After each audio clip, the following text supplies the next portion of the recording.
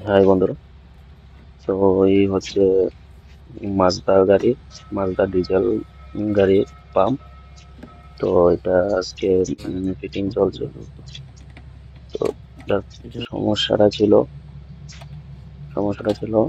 অ্যাক্সেলেটারে Bush দিয়ে diesel leak করে। তো অ্যাক্সেলেটারে বুশটা লাগিয়ে মেশিনে টেস্টিং করে, তো এখন লাগানো চলছে। তো লাগানো পুরো কমপ্লিট হয়ে গেলে তারপর এটাকে 4টা নজল দিয়ে এয়ারটা বের করে স্টার্ট দিয়ে দেবে, তখন এক সেলফি স্টার্ট হয়ে যাবে। তো এই হচ্ছে আজকে ভিডিও।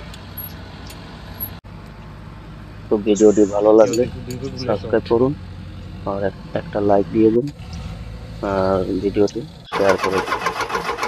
Thank you.